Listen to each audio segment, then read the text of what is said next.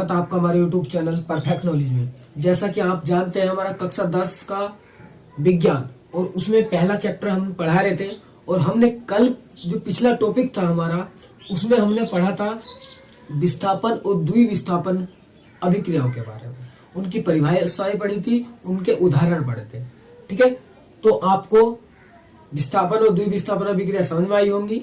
आज हम विस्थापन और द्विविस्थापन में अंतर को पढ़ने वाले हैं।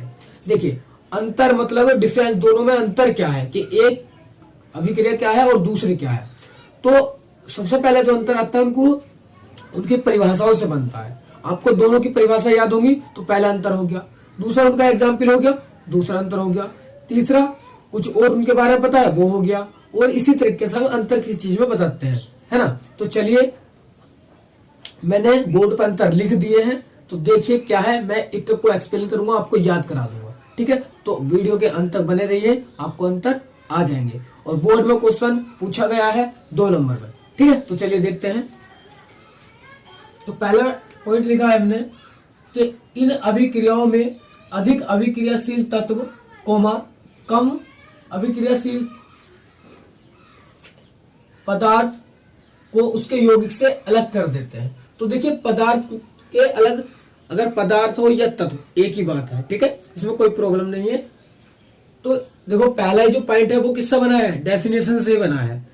कि डेफिनेशन हमारी क्या थी विस्थापन अभिक्रिया की, कि बेरासायनिक अभिक्रिया जिसमें अधिक अभिक्रियाशील तत्व या यौगिक पदार्थ उस कम अभिक्रियाशील तत्व को उसके यौगिक से अलग कर देते हैं, तो वह द्विविस्थापन अभिक्रिया कहलाती है। तो ये परिभाषा थी, तो उससे ये पॉइंट उठा है। ठीक है, चलिए, तो आपको क्लियर होगा।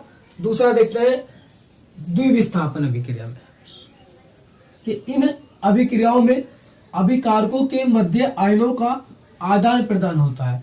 तो यही डेफिनेशन थी इसकी द्विविस्थापन अभिक्रिया की, कि वे रासायनिक अभिक्रियाएं जिसमें अभिकारकों के मध्य आयनों का आदान प्रदान होता है वह द्विविस्थापन अभिक्रिया कहलाती है। तो उससे उठाए, तो पहला पॉइंट आपको क्लियर होगा।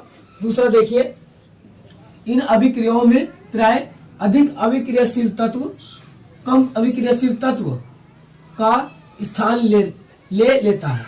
यानी कि सही बात है, द्विविस्थापन अभिक्रिया में जो अधिक अभिक्रियाशील तत्व है हमारे, ये पदार्थ है, वे कम अभिक्रियाशील तत्व का स्थान ले लेता है। यानी कि उसको हटा देता है और उसके स्थान पे अपने आप खुद में बैठ जाते हैं। क्लियर है। चलिए इधर देखिए, इन अभिक्रियाओं में परमाणु समूह का दूसरे परमाणु द्वारा विस्थापन होता है। यानी कि इसमें क्या होता है, एक परमाणु समूह है तो उसका जो विस्थापन होगा दूसरे परमाणु से होगा।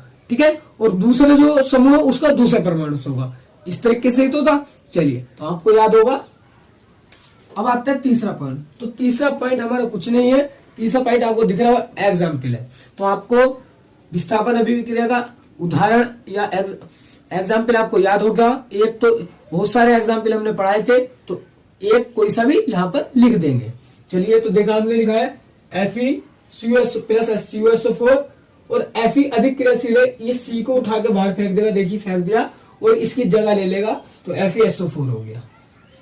क्लियर है।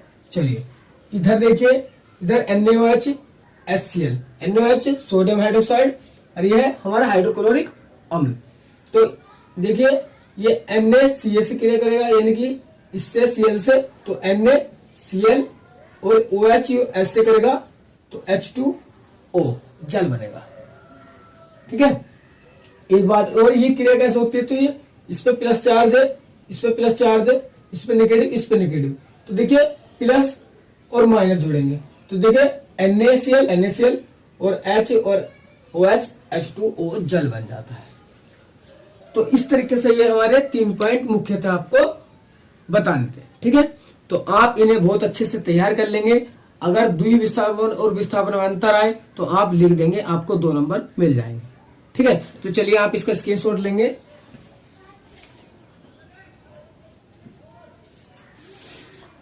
चलिए, तो आपने स्क्रीनशॉट ले लिया होगा। आशा करता हूं आपको ये अंतर स्पष्ट हो गए होंगे और आपने याद भी कर लिए होंगे। मैं कामना करता हूं सन 2022 में अगर आपके एग्जाम होते हैं तो आप बहुत अच्छे नंबरों से पास हो और अपने माँ बाप का नाम रोशन करें। ठीक है, तो चलिए आज के टॉपिक में इतना ही, अगली वीडियो मिलेंगे अगले टॉपिक के साथ। चलिए आज के लिए इतना ही, चलते हैं। जय हिंद।